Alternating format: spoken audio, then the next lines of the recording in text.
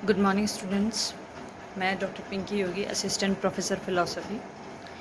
आपको MA final में जो हमारा 5th पेपर है अप्रोचेस टू वेस्टर्न फ़िलॉसफ़ी पढ़ा रही हूँ, और इसमें हम अस्तित्ववाद पढ़ रहे हैं। अस्तित्ववाद में हम जो हमारा दार्शनिक है हाइडेगर, उसे देख रहे हैं। पिछली क्लास में हम ये देख रहे थे कि जगत में मानव अस्तित्व से हाइडेगर का क्या मतलब है। तो हमने ये भी देखा था कि उसने उसे 2 भागों में बांट दिया, जगत से उसका क्या मतलब है और उसमें मानव अस्तित्व से उसका क्या मतलब है। तो जगत की बात जब हाइडेगर करता है तो ये वैसा जगत नहीं है जिसकी बात वैज्ञानिक करते हैं या जिसका अध्ययन वैज्ञानिक करते हैं, जिस प्राकृतिक जगत का, तथ्यात्मक जगत का या इंफॉर्मेटिव वर्ल्ड का, जो अलग अलग तरीके से विद्वान या रिसर्चर करते हैं, वैसा हाइडेगर उस जगत की बात नहीं करता। हाइडेगर ये कहता है कि मैं जगत के मतलब की, या जब भी जगत की बात करूँगा तो मैं जगत की अनुभूति की बात करूँगा। जैसे एक एग्जाम्पल से हम इसको समझते हैं कि मान लीजिए 2 लोग फ़ोन पे बात कर रहे हैं, तो वैज्ञानिकों के अनुसार तो वो दूर हैं, ठीक है, लेकिन चेतना के स्तर पर वो एक दूसरे के करीब हैं। वो चेतना के स्तर पे इस करीब होने के एहसास की वजह से अपनी फिजिकल दूरी को कुछ समय के लिए भूल जाते हैं, क्योंकि वो एक दूसरे की आवाज़ सुन रहे हैं, विचारों को जान रहे हैं। तो कहते हैं यहाँ पर उन दोनों का साथ होने की अनुभूति जिस प्रकार है, उसी प्रकार जगत की अनुभूति है। कि मतलब व्यक्ति का जगत में होने का मतलब होता है उसे जगत की अनुभूति होनी चाहिए। उसके लिए जगत, जितना जगत, जैसे हर व्यक्ति की अपनी दुनिया होती है ऐसा कहा जाता है, तो इसका मतलब यही होता है कि उस व्यक्ति के लिए इसका जगत क्या है, मतलब वो व्यक्ति उस जगत को कितना अनुभूत कर पाता है। अगर यहीं पर हम स्थान की बात करें, काल की बात करें, तो स्थान और काल का मतलब भी हाइडेगर के अनुसार स्थान और काल की अनुभूति से ले सकते हैं, ठीक है। तो अब हमारे हाइडेगर जगत के बारे में क्या कहता है ये क्लियर हो गया। पारंपरिक तत्व दर्शन से हाइडेगर एकदम अलग बात कहता है। पारंपरिक तत्व दर्शन आपको जगत के बारे में जब भी आप बात करते हैं, उसकी सृष्टि मीमांसा पढ़ते हैं या उसकी तत्व मीमांसा पढ़ते हैं, तो कोई परमाणुओं के आधार पर जगत की व्याख्या करने लगता है, कोई विकास के आधार पर जगत की व्याख्या करने लगता है, कोई जगत को नकार देता है, कोई स्वीकार करता है लेकिन उसकी व्याख्या उस तरीके से नहीं करता जिस तरीके से हाइडेगर ने की है। तो हाइडेगर सभी पारंपरिक तत्व दर्शनों, विज्ञान से भी अलग अपनी व्याख्या करते हैं कि उनके लिए जगत का मतलब है जगत की अनुभूति, जगत में अनुभूति के साथ जीना, उसे रिलेट करते हुए जीना, उसके साथ अपने संबंध को जीते हुए जीना, ठीक है। अब जगत में मानव अस्तित्व का क्या मतलब है। हाइडेगर कहता है जगत में, जैसे मैंने पहले भी बताया कि सभी अस्तित्ववादी 3 तरीके की सत्ताओं को स्वीकार करते हैं। एक मानव का खुद का अस्तित्व, खुद की चेतना, एक अन्य वस्तुओं का होना, वो भी एक सत्ता है, भले ही उसे अपनी चेतना नहीं है, लेकिन उसका होना या ना होना कई बार हमारी चेतना को निर्धारित करता है। मतलब हमारी चेतना उससे प्रभावित होती है, वो प्रभाव डालता है हमारी चेतना पे, तो बहुत इंपॉर्टेंट रोल प्ले करती है अन्य वस्तुएं। तीसरा है अन्य चेतन, जो भी अन्य व्यक्ति है जिसे हम चेतन कह सकते हैं। हालांकि अस्तित्व के बोध से चेतन है या नहीं ये अलग बात है, लेकिन अन्य चेतन का होना ही हमारी स्वतंत्रता को और हमारे एक तरीके से सामाजिक परिवेश को सीमित भी कर देता है, कई बार विस्तार भी दे देता है, ठीक है। तो ये 3 तरीके की सत्ताओं को मानता है। अब वो ये कहता है कि इन दोनों के साथ मानव जो खुद चेतन है, आत्मचेतन है, वो अन्य इन दोनों सत्ताओं के साथ, इनमें से एक चेतन है, एक अचेतन है, जड़ वस्तुएं, जितनी भी जगत में वस्तुएं हैं वो सब क्या है, अचेतन है। इन दोनों के साथ उसके संबंध कैसे हैं, यही उसके अस्तित्व को आकार देते हैं, ठीक है। तो अन्य वस्तुओं के साथ, अन्य व्यक्तियों के साथ व्यक्ति के संबंध उसे एक रूप देते हैं, उसके अस्तित्व को एक अर्थ देते हैं।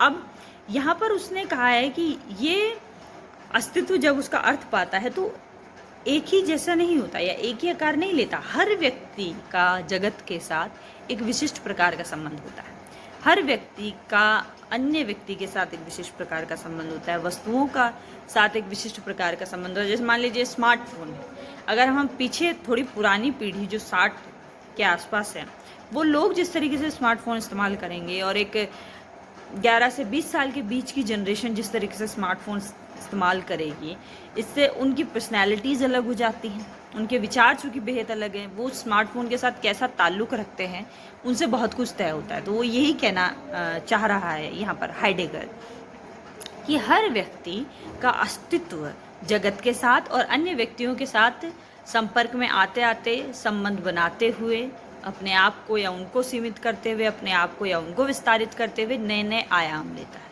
कई तरीके की विधाएं मानवीय अस्तित्व की उसने बताई हैं जो अर्थ लेती है इन दोनों के साथ संपर्क में आते हुए। ये कई तरीके की उसने बताई है, जैसे सबसे पहला है उद्देश्यपूर्ण लगाव है, शून्यता की अनुभूति भी उसने एक बताई है, अवबोध भी उसने बताया है, एक मानव आगे आगे का जीता है, फ्यूचर जीता है, इसको भी उसने बताया है।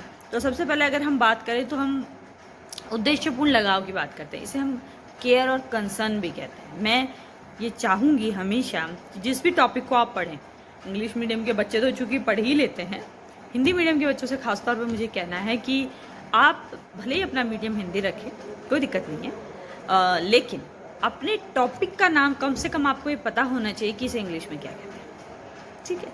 और हमारे लिए ज़रूरी इसलिए है कि जितना भी आपके अप्रोचेस टू वेस्टर्न फिलोसफी में जितने भी फिलोसफर्स हैं, इनका सारा कंटेंट इंग्लिश में, हालांकि मैं आपको हिंदी में अवेलेबल कराऊंगी, हिंदी में ही मैं आपको पढ़ा रही हूँ, लेकिन इसका सारा कंटेंट हमारे पास इंग्लिश में है। और आप ये भी जानते हैं कि जब भी पेपर में कोई दिक्कत आती है तो इंग्लिश वाला वर्जन ज़्यादा ऑथेंटिक माना जाता है। इसलिए मेरी कोशिश रहती है कि जब भी मैं आपको कोई टॉपिक पढ़ाती हूँ तो उसका कम से कम टाइटल तो इंग्लिश में बता देती हूँ ताकि आप लोगों को ध्यान रहे। इसलिए मैंने केयर कंसर्न कहा। अब ये उद्देश्यपूर्ण लगाव, केयर कंसर्न क्या है? हाइडेगर ये कहता है कि मानव को जगत से लगाव है, वो इसके साथ एक खास रिश्ता रखता है, वो इसमें रहना चाहता है, इसलिए उसका उसके साथ लगाव है। और इसी लगाव की वजह से, हालांकि लगाव एक अच्छी चीज़ हमें मानी जाती है, लेकिन किसी भी चीज़ से अटैचमेंट या किसी भी चीज़ की केयर या कंसर्न आपके अंदर कुछ चिंताएं पैदा करता है। और ये चिंताएं, हम सब जानते हैं कि चिंता कभी भी कोई आपको अच्छा एहसास नहीं कराती है। ये आपको एक उद्वेगपूर्ण, एक बेचैनी सी महसूस कराती है। आप हमेशा एक आप ये कह सकते हैं, एक उत्सुकता तो नहीं कहेंगे, उत्सुकता तो एक अलग टर्म हो गया, आप एक अजीब सी व्याकुलता महसूस करते हैं, एक उद्वेग महसूस करते हैं, ठीक है। अब जैसे आप लोगों को जो टर्म समझ में आती है, आप एक बेचैनी सी महसूस करते हैं, क्योंकि चिंता होती है तो चिंता आपको नहीं, अक्सर चिंता में लोग टहलने लग जाते हैं, वो यही वजह है, वो चिंता आपको सुकून से बैठने नहीं देती, ठीक है।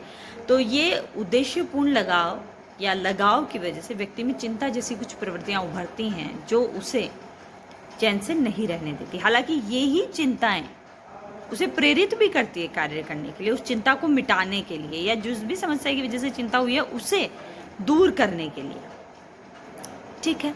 तो इस चिंता की वजह से फिर मानव कार्य करता है और अपने अस्तित्व को एक रूप देता है। हालांकि इसे एक एग्जाम्पल से हम समझ सकते हैं। एक हाइडेगर ने भी एक कहानी का सहारा लिया है। एक मिथक है कहानी। मिथक का मतलब होता है एक ऐसी कहानी जो सच नहीं, ठीक है, जो लोकव्यापी होती है, ठीक है। ऐसे ही कहानी हाइजीनस की है।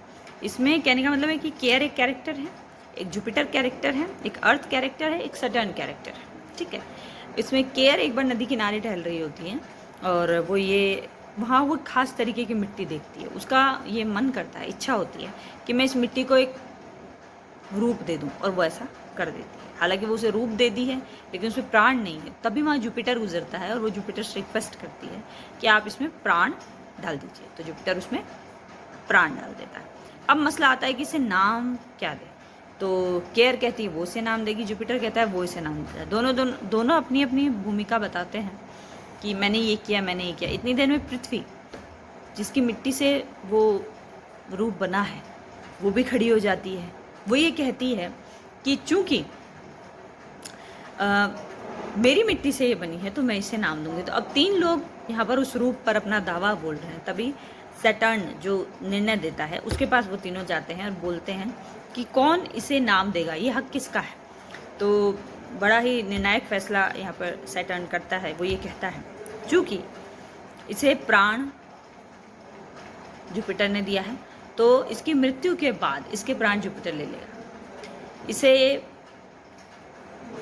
शरीर अर्थ ने दिया है, पृथ्वी ने दिया है, मिट्टी उसकी मिट्टी से बना है, तो वो मृत्यु के बाद अर्थ ही ले लेगी। लेकिन इसे बनाने का सबसे पहला ख्याल केयर, कंसर्न को आया, लगाव को आया, तो ज़िंदगी भर इस पर वो ही छाई रहेगी या ज़िंदगी भर वो ही इसके साथ जुड़ी रहेगी। यही मानव के साथ होता है।